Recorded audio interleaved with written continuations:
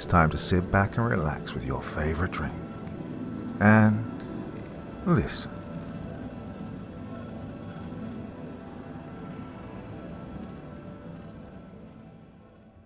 The British SAS found something in the fog.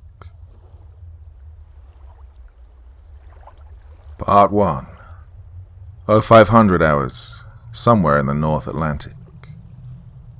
The icy fog appeared out of nowhere, born in a matter of seconds, and enshrouded the warship in a blanket so thick that the startled crew could not see beyond the sides of the ship. Still, it wasn't the suffocating fog which set off the warning horns and called to battle stations aboard the destroyer. Not that the crew could hear them above the inexplicable sound steadily growing louder in intensity, seeming to rise from the ocean itself. The sonar technician was on her knees, headphones tossed aside, her hands pressed on her ears as she screamed in agony. Yet none of her shipmates could hear her. No one heard her warning that something large was rapidly ascending from the ocean just before she threw off her headphones as more of her shipmates fell screaming to the deck, blood streaming from eyes squeezed shut and ears pressed closed by shaking hands. None of the unfortunate crew of the warship saw the giant black mass rise from beneath the waves as the intense, throbbing noise became fatal. Whitehall, London, England. "How the bloody hell does a Royal Navy destroyer simply vanish?" roared Admiral Sir Anthony David Radabar, the British Royal Navy's first Sea Lord. The highest-ranking officer of the naval service, Admiral Radabar was a tall, pale and lanky man in his mid-50s, with a receding light brown hairline and piercing blue eyes set above a hawk-like nose. "Either the HMS Northumberland sank or she didn't. But don't tell me she just bloody fucking vanished with all 180 hands on board." The HMS Northumberland was a Royal Navy Type 23 frigate used primarily for ASW or anti-submarine warfare, which operated out of HMNB Devonport. Fresh from 6 months in dry dock for repairs and refitting, the Northumberland was on a routine patrol in the North Atlantic when, less than 24 hours ago, Naval Command Headquarters, as well as the UK Military Joint Forces Headquarters, reported that the Northumberland had gone missing. Only 6 hours after the report that all communications had been lost with the frigate, the British Royal Navy, as well as Allied Maritime Command from the NATO Regional Command, began rushing warships and search aircraft to the last known position of the ship. Admiral Sir Radabar glared around the ornate conference room filled with his assembled fleet admirals, vice admirals, intelligence officers, and operations specialists. Looking to his young chief intelligence officer, Radabar barked, "Commander Hollingsworth, what's the latest intel that we have on the situation in the North Atlantic?" "Sir," said Commander Hollingworth as she stood and cleared her throat, "our latest intel shows that the HMS Northumberland's last position was 46 degrees 39'22 north by 16 degrees 01'54 west, approximately 1,000 kilometers southwest of Portsmouth. The carrier HMS Prince of Wales and her escorts have arrived on station as of 10 hours ago and have initiated search and rescue operations. Additionally, naval ships from Spain, Portugal and France are also assisting in the search, but as of an hour ago, none of our search assets have recovered any sign of the Northumberland. We are also aware that the Northumberland reported that she had begun picking up sonar contacts with a submarine, suspected to be one of the new Russian Lada-class attack submarines, shortly before it went missing." "Sir," spoke up one of Radabar's fleet admirals, "we know that the Americans have assets in the area. The carrier USS Harry S. Truman and her battle group, for instance, is coming to participate in the annual NATO Joint Forces training scheduled to start next week. Washington hasn't yet called to offer assistance, but I'm sure if we ask." "The Americans," said Admiral Radabar in complete disgust. "The focus of their new administration now seems to be pleasing the Chinese. The Yanks may help, but their new president will surely have to ask China's permission first, and after their humiliation in Afghanistan, neither I nor Parliament are in any mood to trust America's claims of always standing with her allies. Not after they absolutely refused our repeated requests to assist in pulling British citizens out of Kabul. I'm afraid that Britain stands alone here. Admiralty Building, St. Petersburg, Russia. How the devil did we lose contact with the B-586 Kronstadt?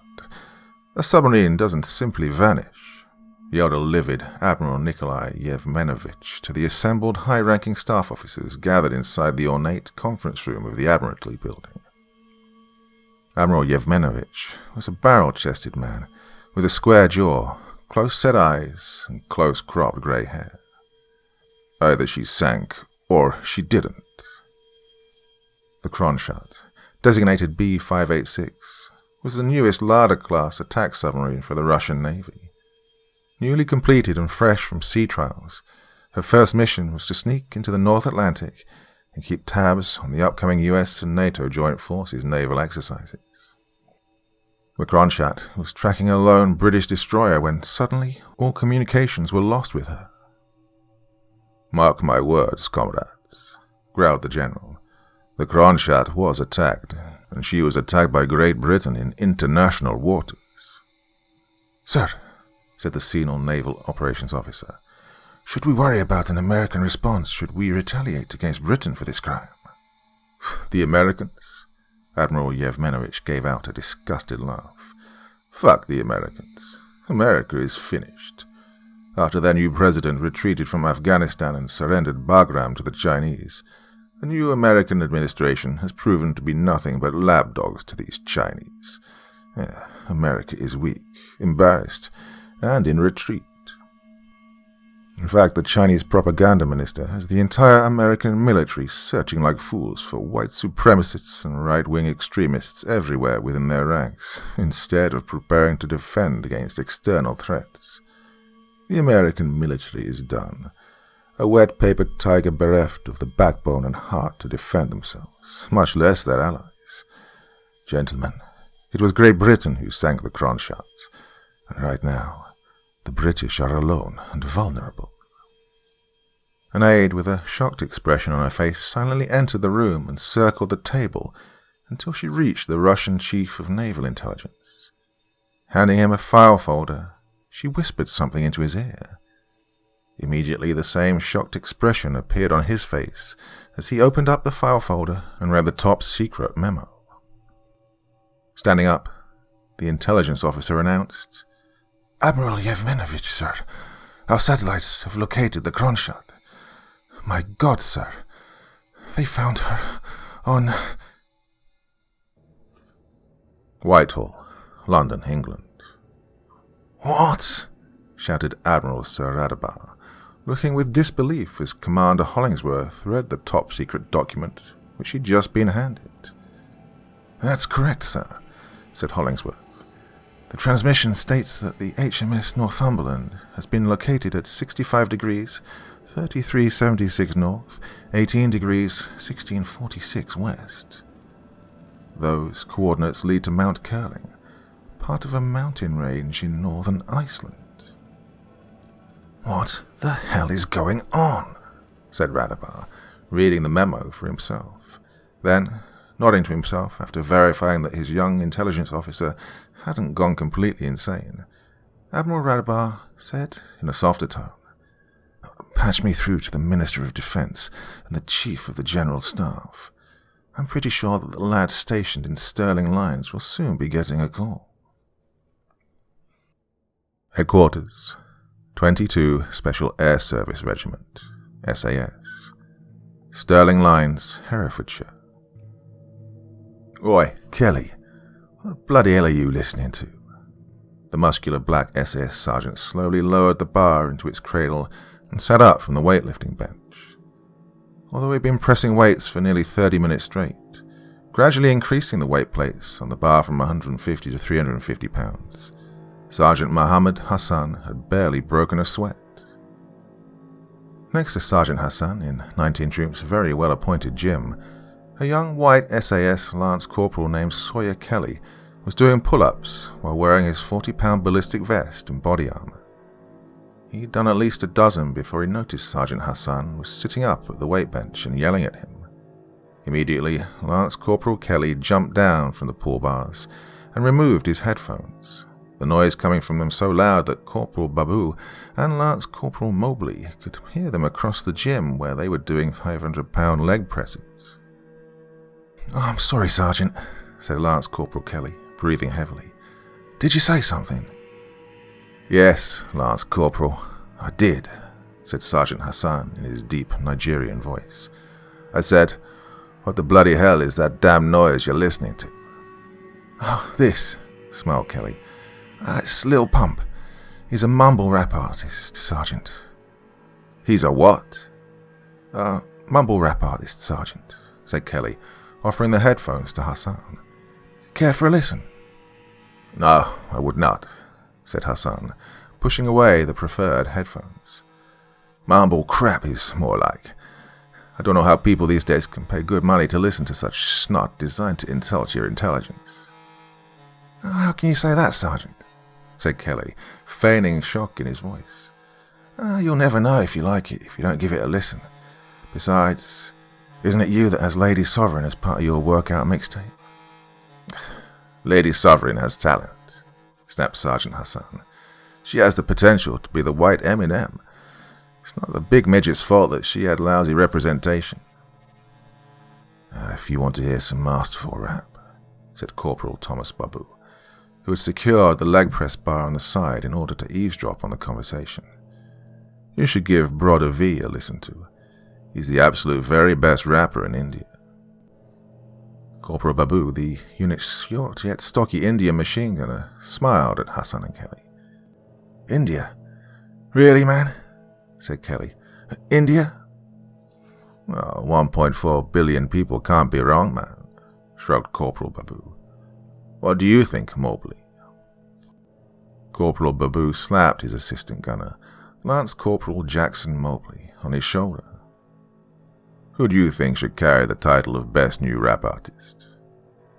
Lance Corporal Mobley had taken Babu's place on the leg press machine, having added an additional 90 pounds of weight. "Rap music sucks, man," said the lean black soldier, grunting in between reps. "Yeah, give me Motown or smooth jazz, yeah." "What?" said Kelly. "Oh, I'm hurt, man, really hurt to hear that, Mobley. I don't think I can trust to put my life in your hands anymore." Whatever, Kelly," yelled his squad mates, Sergeant Hassan throwing his completely dry sweat towel at Kelly. The glass door of the gym suddenly burst open as Lieutenant Noah Fletcher stepped in. The tall, square-jawed, hawk-nosed SAS junior officer was dressed in a pressed combat uniform, his sand-colored beret bearing the proud insignia of a downward-pointing Excalibur sword, wreathed in flames on a crusader-shaped shield. "Right, gentlemen," bellowed the usually easygoing lieutenant. "Grab your kit and report to the armory to draw weapons. Captain Allen wants us at the team room in an hour, ready to go." "Right, you heard the man," yelled Sergeant Hassan, immediately jumping up from the weight bench. "Let's go." Captain Theo Allen had only left yesterday, having been told by command to take some leave time to spend with his family since he hadn't taken any time off for the past 2 years. This has to be something big for 22 SAS to have called him back on such short notice, thought Sergeant Hassan, as he rushed from the gym, followed by the rest of the soldiers in his squad. Iceland. Though the Nordic island nation of Iceland is itself large, it's the most sparsely populated of the European nations. And even though Iceland is a member of the military NATO alliance, it has no standing army, relying mainly on the few hundred members of their coast guard for national defense. As such, when the utterly impossible events on the rugged peaks of Mount Curling occurred, events which the government in Reykjavik initially believed was being reported by drunken Kremlin officials, until equally drunken British officials contacted them with the same story, it took quite a while for the Icelandic government to assemble the assets needed at Naval Air Station Keflavik to begin an investigation into these unbelievable reports. While this was going on, the Americans were also calling constantly, as if to harass the Icelandic government. The newly installed Biden administration even going so far as to demand that the US military have sole access to the supposed location of the unbelievable occurrence. However, an alliance with the United States had almost overnight turned into a liability for any nation that believed America's promises of friendship, especially with the new US president's subservient behavior towards China, and Iceland was no exception. Soon the Icelandic Prime Minister stopped taking calls from Washington, D.C. Prime Minister Jakobsdottir had a British destroyer and a Russian attack submarine on the top of one of Iceland's tallest mountains, and she didn't have time to waste on the American president's foolishness as the threat of a British-Russian military confrontation on Icelandic soil loomed ever nearer. Somewhere over the northeastern coast of Iceland, 30 miles off the shore of the north coast of Iceland, the rear hatch to a civilian airliner opened, and 16 specially trained commandos leapt into the blood-freezing pre-dawn air at 35,000 feet. Utilizing their next-generation special-purpose parachute system, the Special Operations Commandos free fell for 15 seconds before deploying their parachutes at 27,000 feet. At this height, the jumpers faced temperatures of minus 50 degrees Fahrenheit, but the commandos wore polypropylene knit undergarments, as well as other Generation 3 cold weather gear under a windproof shell.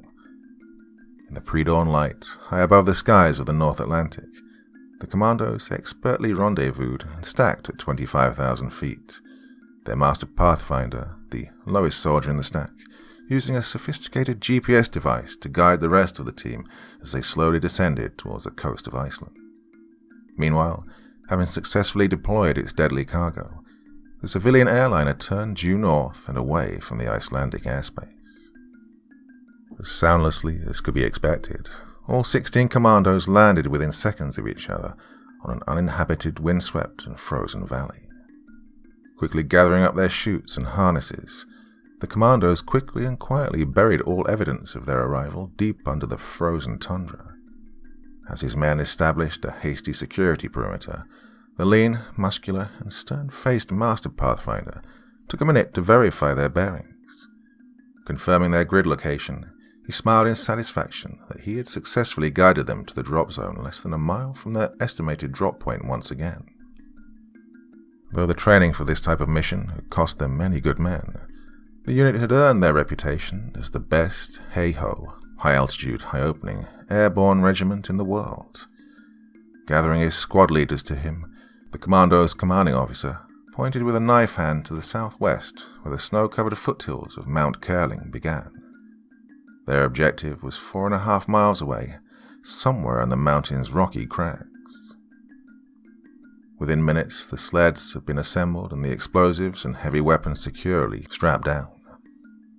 Grabbing up his M4 rifle, the Pathfinder, a captain, motioned his men to begin moving out towards their objective, smirking at how his soldiers proudly wore the combat patch of the US Army's elite 75th Ranger Regiment on both shoulders of their winter camouflage combat uniforms. The foothills, south of Mount Curling.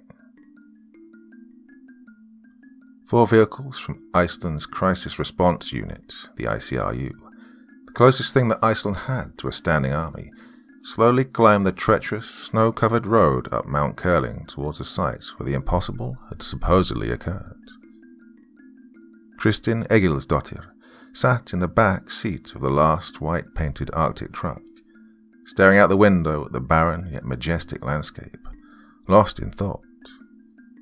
The heater blew a lock of her golden hair across her face, and she nervously wiped it away from her crystal blue eyes, breathing heavily as she tried to compress the heavy responsibility which the government had suddenly thrust upon her. Kristin worked for Iceland's Nuclear Energy Agency, or rather, she was an assistant to Professor Olafsson. However, her boss was also teaching at Reykjavik University and had been delayed in getting to Naval Air Station Keflavik, where this curious operation was being assembled. With time being of the essence, Kristin and a junior assistant, Gunnar Einarsson, who was a specialist in radiation detection and survey devices, were placed in a helicopter which sped to Akureyri, a town in northern Iceland. a man wearing a military uniform and carrying a military-style rifle, met Kristin and Gunnar at the small airport and hurriedly escorted them to 4 white-painted vehicles, where a unit of the ICRU and a team from the Viking Squad, Iceland's elite counter-terrorism force, had already assembled. The sight of the dozen uniformed and heavily armed men came as a shock to Kristin, as she had grown up in Iceland, and in her 25 years living in a country with almost no military at all, she had never seen such an assemblage of heavily armed, uniformed men except in Hollywood war movies. The uniformed man, who introduced himself as Captain Bjornsson of the ICRU, apologized for the abrupt call by the government for them to come here, explaining that Professor Olafsson would be brought up as soon as was possible. But for now, the situation was critical, and Kristin's knowledge of nuclear energy and Gunnar's use of radiation detection equipment would be vital for the coming mission. Kristin's head was still spinning from the rush of events. She'd been fast asleep in her apartment near Reykjavik University when she got the call at 3 a.m. that morning to be at Naval Air Station Keflavik by 7 a.m., prepared to spend several days in the mountains. It was near noon when they finally landed at Akureyri, and Kristin quickly forgot her hunger and rumbling stomach when she saw all the uniformed men and military-style weapons and trucks. "Captain Bjornsson," asked Kristin, "why are we here? I don't understand why the military would need people like me and Gunnar." Iceland prided itself in relying almost exclusively on renewable energy such as hydro and geothermal power. Iceland had no nuclear power plants and no nuclear weapons, so there was not much need for experts in nuclear energy or radiation detection specialists, except for scientific research. "Was there an accident?" continued Kristin. "Did a satellite crash on the mountain, or perhaps a foreign military aircraft?" Something like that, Miss Egilsdottir," replied Captain Bjornsson over his shoulder as he led the 2 scientists to their assigned vehicles. He directed Gunnar to place his equipment in the lead vehicle, while directing Kristin to take her bag to the last vehicle. As Gunnar made his way to the Arctic truck at the front of the convoy, Captain Bjornsson turned to Kristin. "Again, miss, I apologize for the rush, but I'm afraid that we are in somewhat of a race. It will be a few hours' drive until we reach our destination. We've packed a meal in your truck for you. Remember, you ought to tell no one what you have seen or what you have done when we get back from where we're going. It will cause unimaginable problems if word got out." "But Captain," persisted Kristin, "I still have no idea what we're looking for. Obviously it has something to do with nuclear energy, otherwise you wouldn't have called for Professor Olafsson and me. I don't know how I can be of help if I have no idea what I'm dealing with." A grim look came over Captain Bjornsson's face. "To tell you the truth, Miss Egilsdottir, neither do I. Nor does anyone else here know what we are dealing with. The report I got was just too incredible to believe. That's why I'll be in the lead vehicle, because I want to see it for myself, assuming that we're the first to get there. That's also why I need Gunnar up front with me. He'll be taking constant radiological readings to ensure that the way forward is safe for us." "And the armed men?" asked Kristin. "Why do we need them?" Insurance," said Captain Bjornsson, watching as the 8 armed men of the Icelandic Crisis Response Unit and the 4 elite anti-terrorist operatives from Viking Squad mounted on the 2 trucks in the middle of the convoy, the ICRU men mounting an MG3 machine gun in the open top of the front transport truck. "Insurance in case the way forward is not safe for us." Captain Bjornsson walked away towards the lead vehicle, leaving a bewildered Kristin behind. A chill ran up her spine as she walked towards the last vehicle in the convoy, but it wasn't because of the cold wind which blew up from the south. Kristin climbed into the surprisingly spacious back seat and found that she shared the truck with 2 other young ICRU men, the lower ranking of the 2 being the driver. In minutes, Captain Bjornsson came over the radio, signaling the 4 vehicles to move out of the airport and head southwest towards Mount Curling. The young man sitting in the passenger seat welcomed Kristin with a big smile.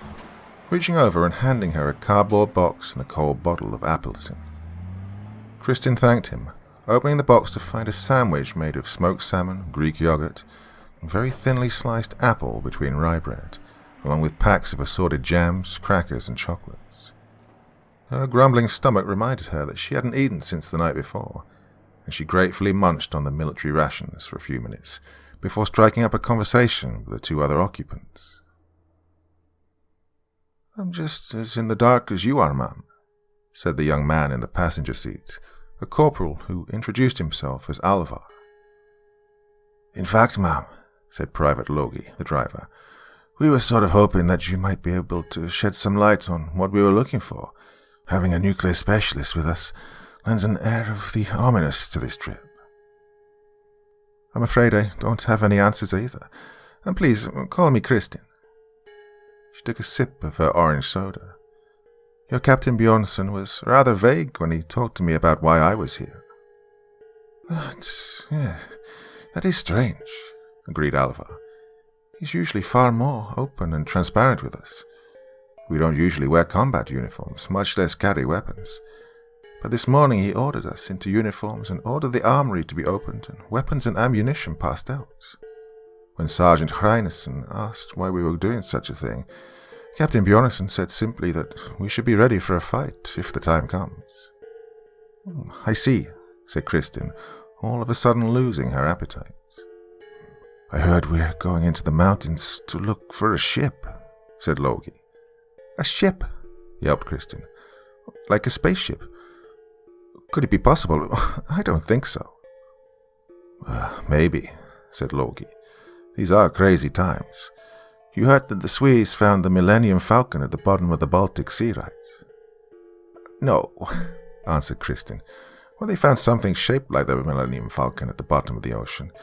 It wasn't the actual spaceship. I heard rumors that the Chinese stole it right out from under the Swedes' noses," said Logie.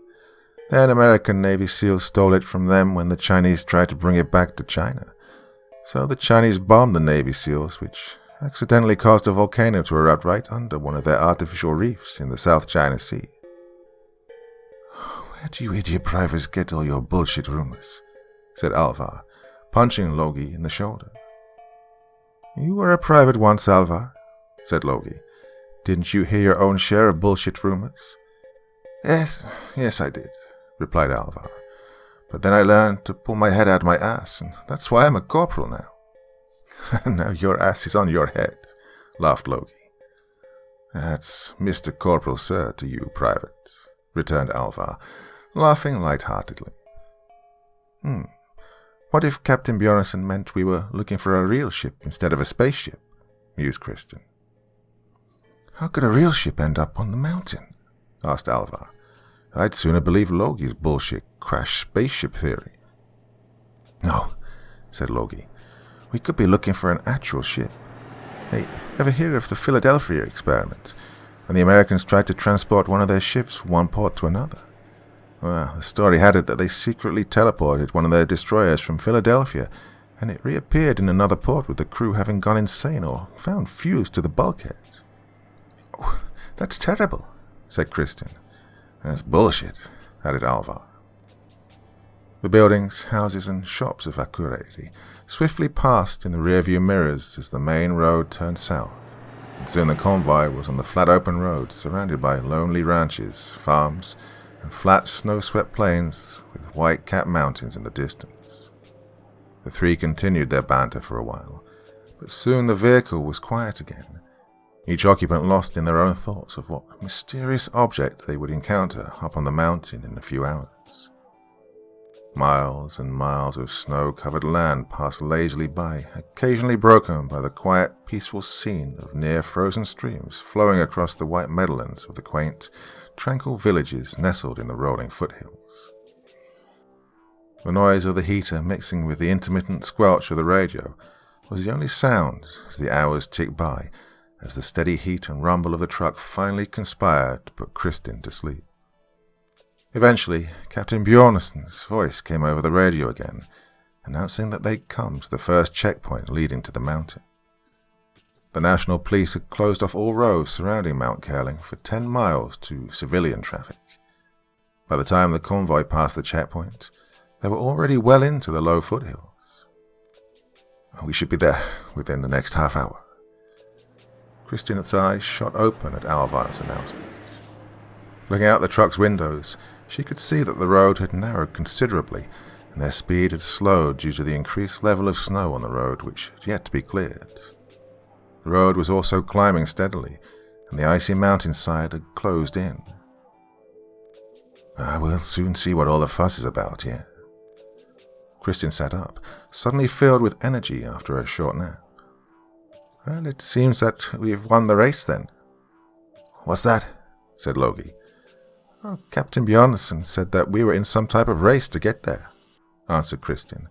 The question is, who were we racing against? I wouldn't know, said Logie.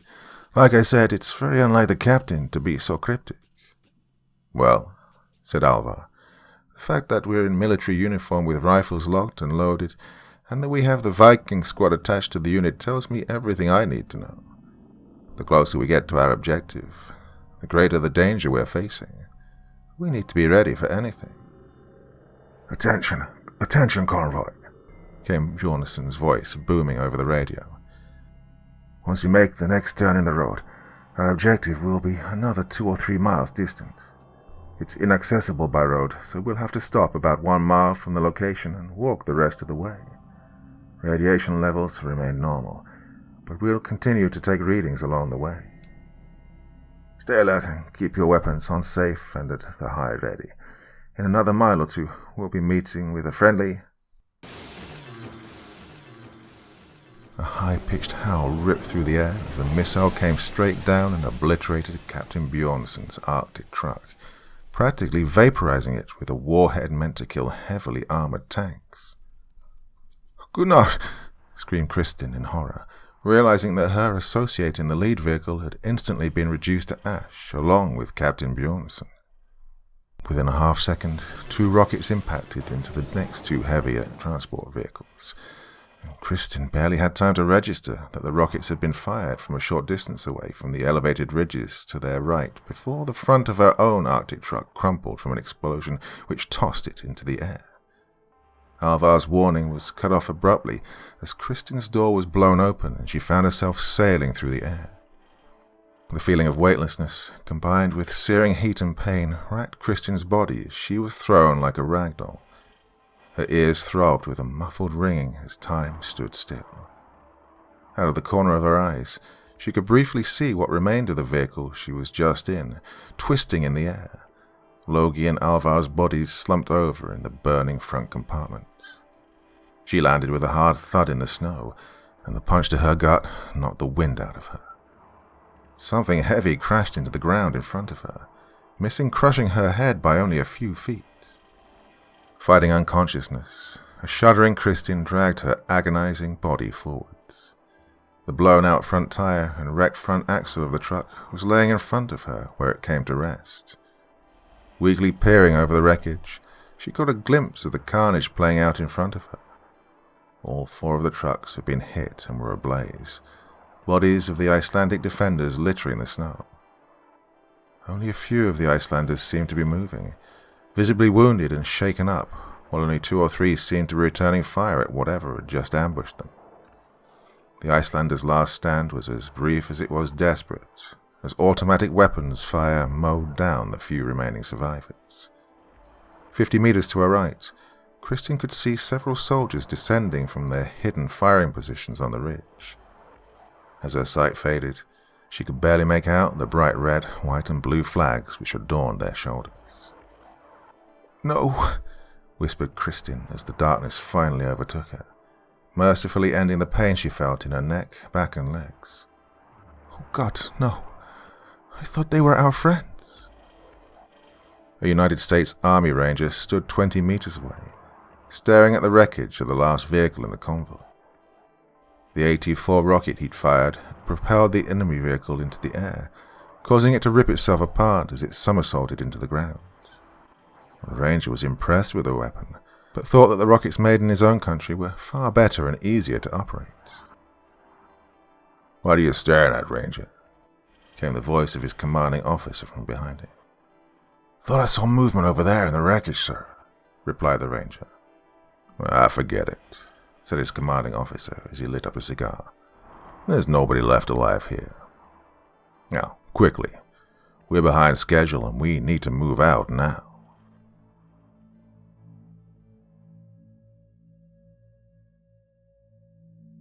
Part 2. "Doc, get over here. We've got a survivor." Staff Sergeant Jacob Kanumba frantically began wiping snow off the body of the pale young lady he discovered lying in the snow behind the burning wheel and axle, looking for any obvious wounds and injuries. "What you got, Jake?" said Captain Allen as he and the team's medic, Sergeant Ratliff, ran to the black senior sergeant's side. "Shit, she's lost a lot of blood. Doc, can you help her?" Sergeant Ratliff knelt down beside Kristen, quickly shrugging off the heavy medic pack from his back. "She's barely alive," he said as he took her vitals. "Luckily the snow and cold has helped to staunch her bleeding, or else she'd be like her compatriots by now. Her leg's broken. If she was conscious now, she'd be in great pain. Help me, please. We have to turn her over. Watch your head, sir. We need to turn her body as one unit." Ratliff laid out a blanket on the snow next to Kristen, then supervised the team commander and senior sergeant in slowly and carefully turning the young lady over. As the 3 SAS soldiers frantically worked to save the girl's life, the rest of the team fanned out to discover who'd ambushed the Icelanders. The vehicles were still burning and the tracks of the attackers were still fresh, revealing to the SAS soldiers that the ambush occurred a little over an hour earlier. Whoever had attacked the convoy had come down into the ambush site from their hidden firing positions to put a bullet into the heads of each of the fallen defenders. For the number of tracks in the snow, there looked to have been at least a dozen attackers, maybe more. Lieutenant Fletcher led Sergeant Hassan and Lance Corporal Kelly up the gently sloping ridge, following the tracks back to their source. Corporal Babu cautiously walked among the burning wreckage of the convoy, slowly sweeping his L7 machine gun back and forth. His assistant, Colonel Lance Corporal Jackson Mobley, a few paces behind him. Bodies of the Icelandic defenders were scattered across the ground. By the looks of things, the Icelanders stood little chance against the firepower used against them, which, in truth, looked to be a case of extreme overkill. Still, it appeared that at least 2 members of their Viking squad and a member of their ICRU put up a brief defense before being cut down by small arms fire. A weak scream suddenly pierced the air, and they stopped and looked back at where the medic was located. It's okay, Mom," said Sergeant Kanumba, as the girl suddenly came to, eyes wide with pain and fear. "We're here to help. You're safe now." The girl's breathing intensified, as her eyes darted back and forth between the deadly intimidating soldiers crouched down around her. Slowly the feeling began to return, as she let out an agonized howl of pain. "She's going into shock, Ratliff," said Captain Allen. Ratliff had just finished applying pressure bandages to her most serious wounds and was beginning to start an IV when the girl had regained consciousness. Sticking a needle into her arm, he said, "You'll be fine, Mom. We'll get you out of here. This is morphine. It'll alleviate the pain. Can you hear me? Do you know where you are?" Kristen's breathing slowed as the drug slowly relaxed her. Looking around in confusion, she still felt a tinge of panic. The soldiers weren't speaking Icelandic, they were speaking English.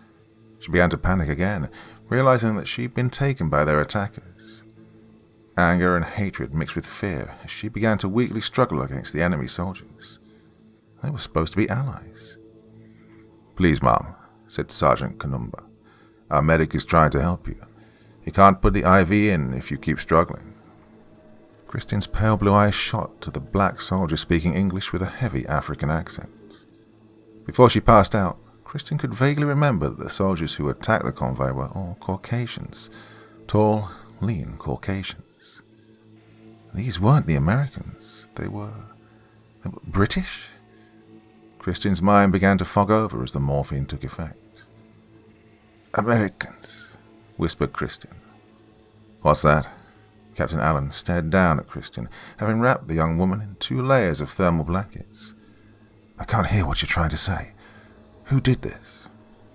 "It was the Americans," whispered Christian before the wave of peaceful numbness and euphoria swept over her as the world went black again. "Hey, sir." Captain Allen's earpiece barked to life. "What have you got, Lieutenant?" said Captain Allen as he stood up and walked a few paces away from his medic. "Find anything?" Captain Allen was a tall, broad-shouldered officer with wavy light brown hair who, admittedly, was somewhat old for a captain. This was due to an unfortunate incident at Camp Bastion in Afghanistan when, as a Spec Ops lieutenant, Allen's fist had a disagreement with the pompous supply captain's jaw when the lazy captain didn't quite display the motivation necessary to issue the vital night vision equipment Allen's team needed for an upcoming night raid against Taliban insurgents. The supply chain's father turned out to be a brigade commander, and it was only Lieutenant Allen standing as an SAS officer that saved him from court-martial, though the incident had blocked his promotion to captain by 3 years. Far from being bitter about the incident, Captain Allen found out that it was rather a blessing, as he'd since never had to bother with supply chain bullshit bureaucracy before a vital mission, else the offending supply officer found himself with a broken nose. "We found the ambush site on the slightly elevated ridge 150 meters due east of your position," replied Lieutenant Fletcher. "Classic L-shaped ambush. Several spent shell casings on the ground. 556 and 762 NATO. 3 discarded A-24 launchers and a launcher from a Javelin and, sir, the markings are in English." Captain Allen looked back at the girl. She said they were Americans, he thought. They couldn't have made it any more obvious that they were Americans if they'd left behind NFL football jerseys, empty cans of light beer, and country music CDs scattered across the snow.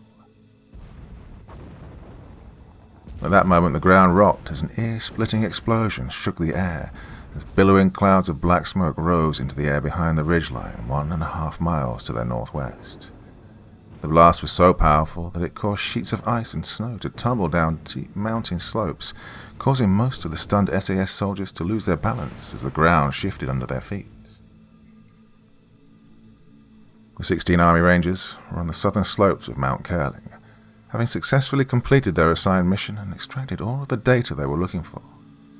Despite the not unexpected run-in with the meager Icelandic paramilitary group, the commandos had completed their task well ahead of schedule and were now on their way to rendezvous at a small secluded farmstead at the base of the mountain, operated by friendly operatives. There the Rangers would exchange their weapons and uniforms for civilian clothing and passports out of Iceland and back to their native country. The blanket of snow on the ground gradually became thinner as the commandos descended from the mountain, the target's safe house now less than a mile distant behind the next low foothill. The Ranger captain was taking the point position, leading his men in a single column down the mountain.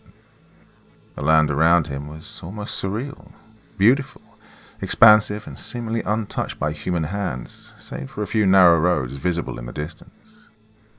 And aside from a few flocks of sheep and the curiously small Icelandic horses grazing in meadows of patched snow, there seemed to be no other sign of humans for miles around. The scenic vestige reminded the Ranger commander of the steppes which he'd grown up on, in the city of Bugachani, next to the river Angara, though the government was not as kind to the treatment of the land as the people of Iceland were. Still, he had to remind himself that he and his men were not back home.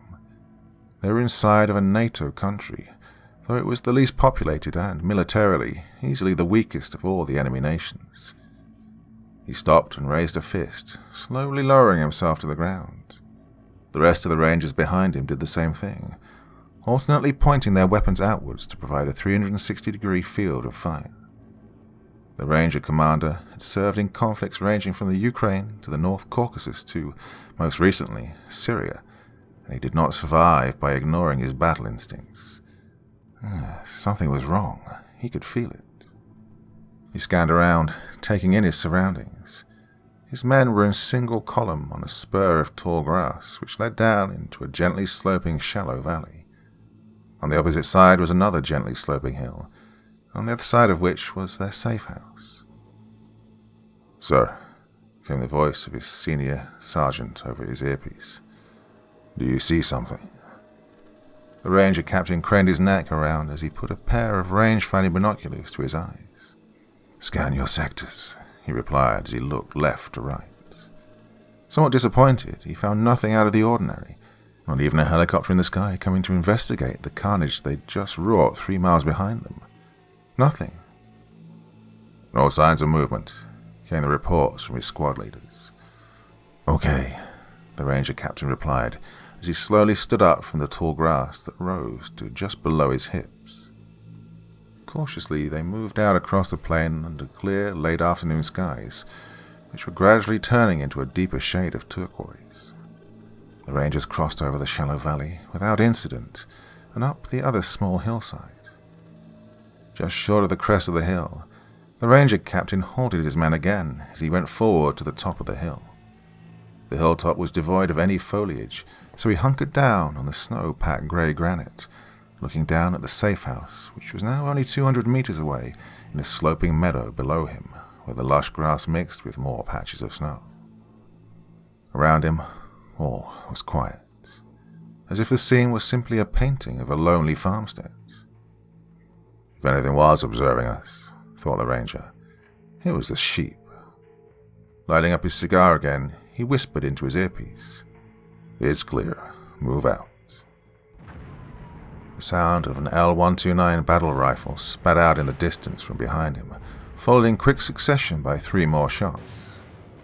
This was intermingled by the heavy rattle of an L-7 general-purpose machine gun and the pop-pop-pop of the L-119 assault rifles as small armed rounds struck the ranger column from an elevated position behind them. Both of the ranger team's automatic weapons gunners spun around to return fire at their attackers, but one found himself on the receiving end of a grenade fired from a 40mm grenade launcher. The ranger disappeared in a cloud of black smoke and shrapnel before he could fire a well-aimed burst from his weapon. The other ranger squad automatic weapon gunner was able to direct several bursts towards where he believed the attack was coming from. However, the rangers were on an upward slope, while their attackers were at a slightly higher elevation behind them across the shallow valley.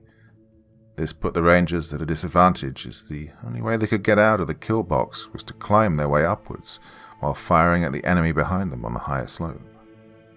If the rangers could make it to the top of the hill, they could then take cover behind the rocks and fire down on their attackers. The rangers' 240 Bravo machine gun began barking, and the heavy rounds slammed into the ambushers' positions as the rest of the rangers bounded up the slope, teams alternately firing while other teams moved, thereby providing a constant stream of fire towards their unseen enemies. Still, until the rangers made it to the top of the hill, they were in a dangerously exposed position, and well-placed shots from L-129 battle rifles silenced the rangers' machine gun, while a burst of automatic weapons fire threw the ranger squad automatic weapons gunner sprawling to the ground as the round stitched across his chest. Still, the rangers didn't quit fighting, even despite losing all of their automatic weapons. In fact, the rangers were succeeding in increasing their return fire against the enemy positions on the hill behind and above them. It was quickly becoming apparent that the rangers, although they were at a disadvantage due to the terrain, had an almost 2-to-1 numerical advantage over their ambushers. One ranger launched a 40mm grenade towards the position where he suspected the enemy had emplaced their machine gun, and after the grenade exploded, the enemy machine gun went silent. However, that ranger grenadier and another ranger beside him were themselves engaged by an enemy grenadier, the well-placed high explosive round impacting between them and blowing them both to pieces. By now, the first 2 rangers had gained the opposite hilltop and were in the process of taking up firing positions when enemy small arms fire struck them both at the base of their spines, toppling them over the other side. Still, without the enemy machine gun to support them, the remaining US Army Rangers had managed to gain fire superiority over their ambushers. Having managed to valiantly fight their way to the top of the hill, the Rangers would now be able to fire down on their attackers. Just as the tide of the battle had shifted into the Rangers' favor, the enemy machine gun suddenly began barking again, sending dozens of rounds into the remaining US Army Rangers who had just crested the hill. Into this chaotic mayhem, another 40mm high-explosive grenade fell in the midst of the Rangers' position. Then another round fell. Then another. Then another. The whole time, the enemy machine gun swept fingers of deadly accurate fire back and forth across the top of the hill. Soon it became clear that nothing could have survived where the Rangers had made their final stand. "Ceasefire," yelled Captain Allen.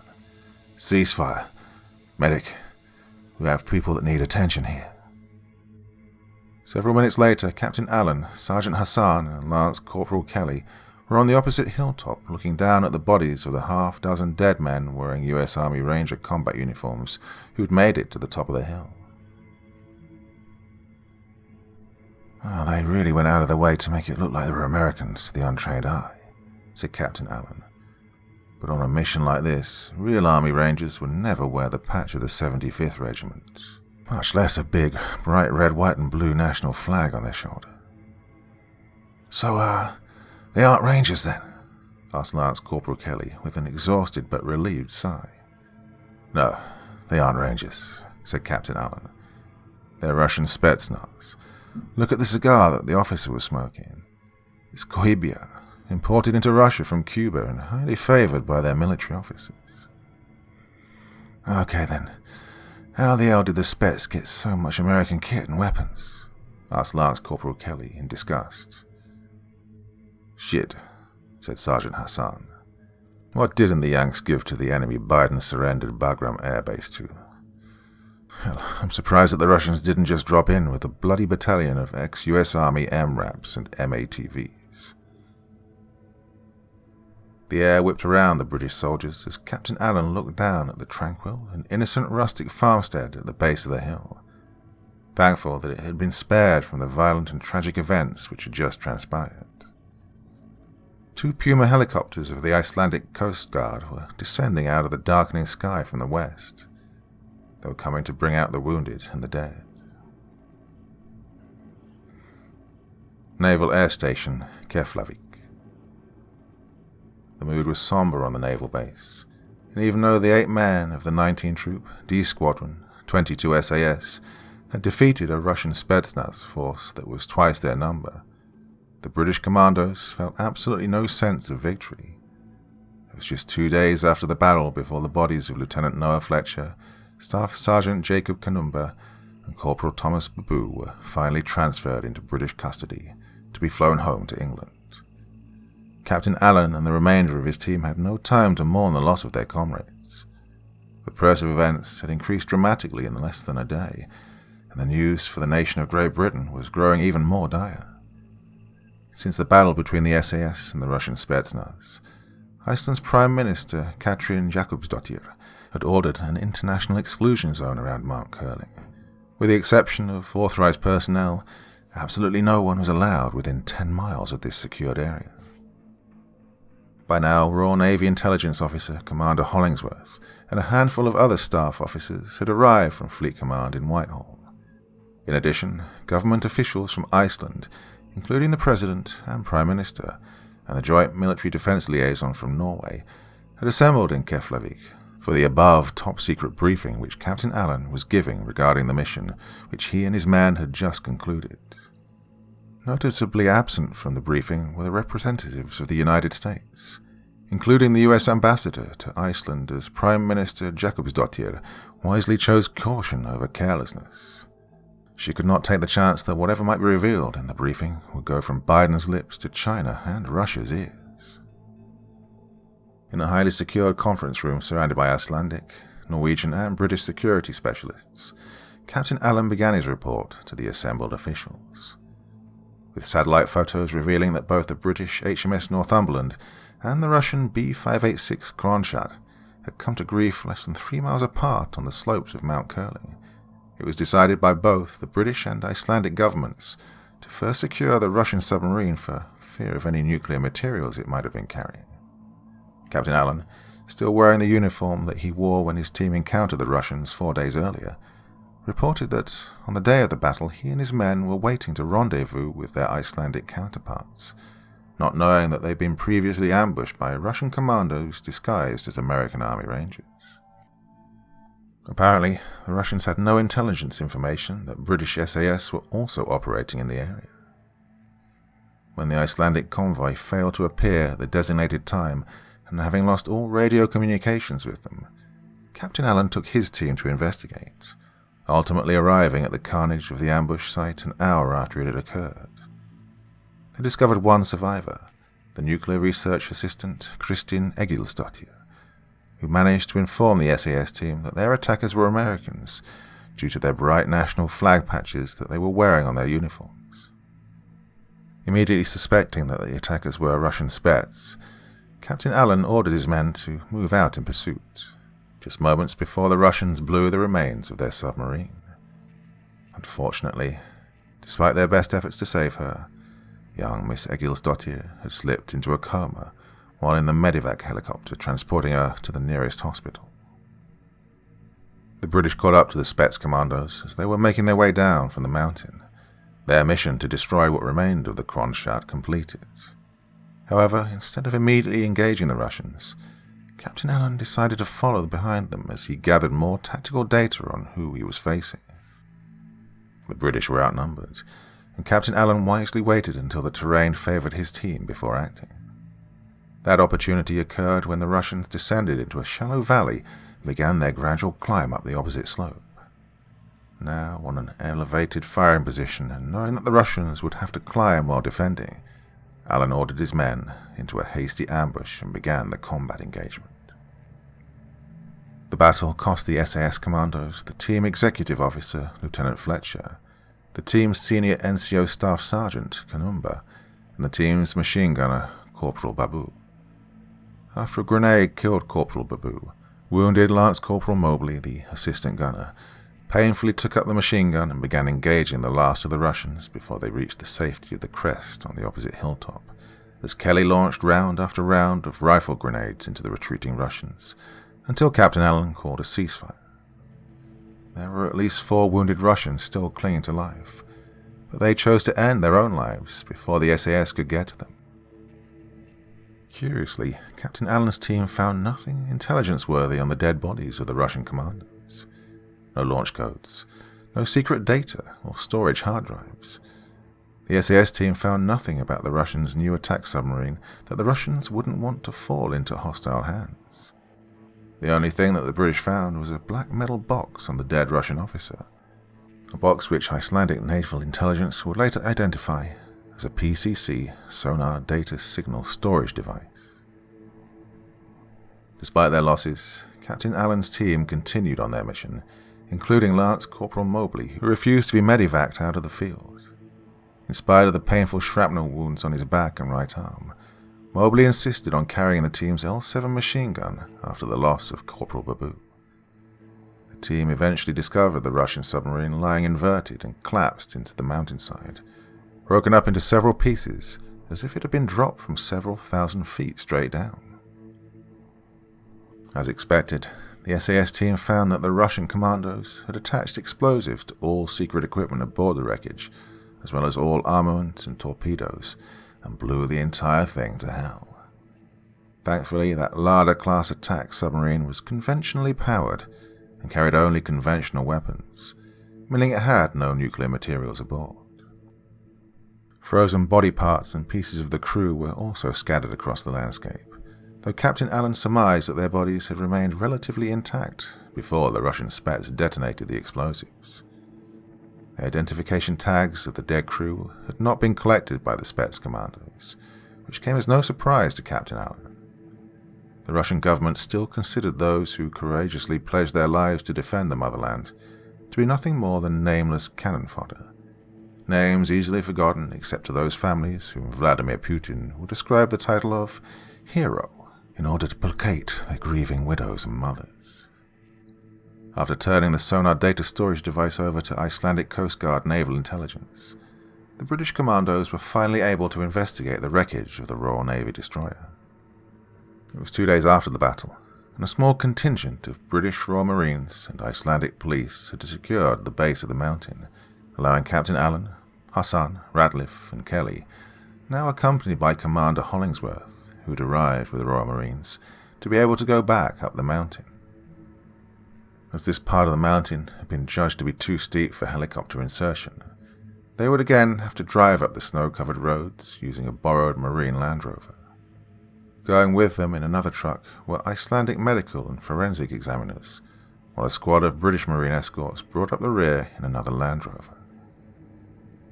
It was about an hour's drive until the small convoy reached the point in the road where they would have to dismount from the trucks and hike the rest of the way. After another 30-minute climb up the mostly rocky slopes, the group finally reached the place where the British destroyer had come to rest. What remained of the HMS Northumberland hardly resembled a ship at all. It had crashed down on its starboard side at the top of a ridgeline, a third of the destroyer's aft end then breaking away and falling an additional 100 feet into a ravine. What remained of the ship was broken apart into several smaller pieces, its hull ripped and segmented, while the upper superstructure, radar masts and gun turret had separated from the rest of the destroyer and were tossed haphazardly about the mountainside. While the Marines secured a loose perimeter around the site, the forensic and medical examiners began the grim task of examining the bodies of the crew, whilst Captain Allen and the rest of his team began sifting through the wreckage in search of evidence of how this tragedy had occurred, and, specifically, the Northumberland's sonar signal storage device. When the group finally returned to Naval Station Keflavik, they found that the international news media had already been busy spinning their version of the incident to suit their own political narratives. Chinese President Xi Jinping joined Russian President Vladimir Putin in condemning Great Britain for their unprovoked attack, which had sunk the B-586 Kronstadt in the Atlantic, with all hands on board. The Chinese president even going so far as to accuse the United States of being complicit in the attacks, unless the American president made visible and open gestures to condemn and rebuke Britain for their criminal acts which could recklessly lead to a nuclear war. For his part, American President Joe Biden recalled the USS Harry S. Truman carrier battle group from the multinational NATO Joint Forces naval exercises and ordered all US ships to return to Naval Station Norfolk. On the same day, Biden authorized a transfer of $60 billion to Vladimir Putin to help Russia pay for their trans-European oil pipeline, claiming that his actions had been forced upon him by the political failures of the last American president. The American news media predictably painted the picture of a bold and decisive Joe Biden who was compelled to do what was necessary to prevent a nuclear war. For several days afterwards, the popular talking point with the White House press secretary and repeated ad infinitum with the American Democrat Party press corps was, "Retreat means victory." Captain Allen's briefing was halted briefly when an aide to the Icelandic president entered and whispered into his ear, to which the annoyed President Johannesson replied in English, "Please tell President Biden that the adults are having a meeting right now, and to please go have an ice cream until I return his call."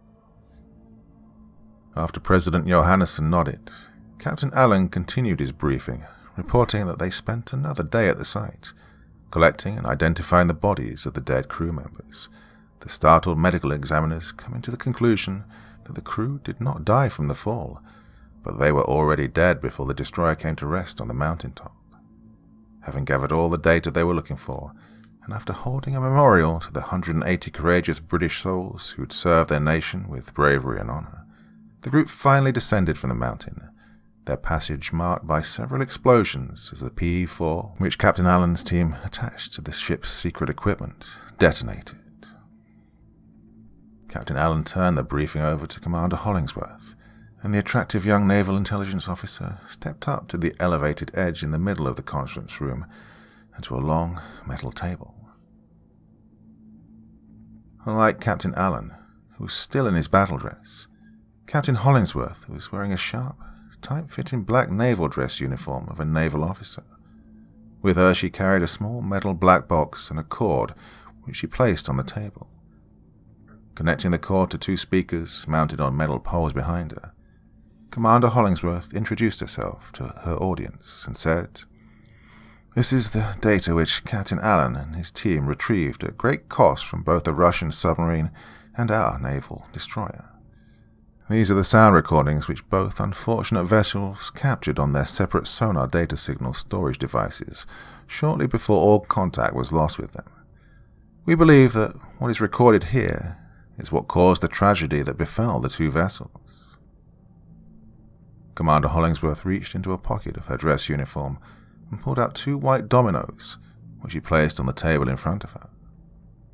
What you're about to hear will not be overly loud, but out of an abundance of caution, I would ask that you all place the earplugs that we provided you with into your ears. She waited patiently as her audience did as she requested.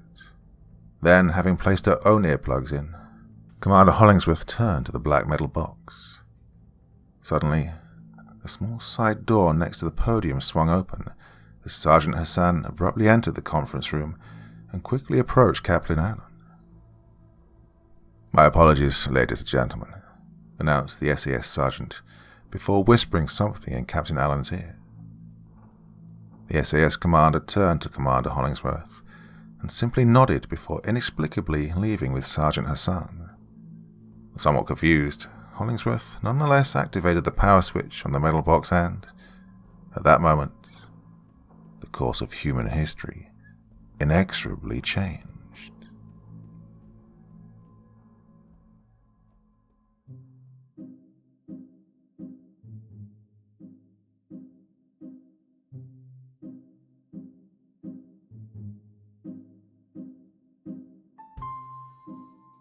So I'm in a very, very evil mood this evening. What a cliffhanger to leave you all with, hey? Oh, the whole world is about to change and I just leave it like that? Oh yeah, sorry, I did want to get this entire story out in one video, but it just hasn't happened, so I'm going to have to ask you all to rejoin me on Friday night for the thrilling conclusion of this wonderful, wonderful story. A lot of you can be like, oh, don't like the politics of the characters. It's just a story. Some of the people involved would hold these opinions. Doesn't mean I do, doesn't mean you have to. Just enjoy the rollicking good story, okay? Well, like I said, back again with the conclusion of this epic story on Friday, and I do so hope you're all going to join me. Till the next time, my dear friends, very, very sweet dreams, and bye-bye.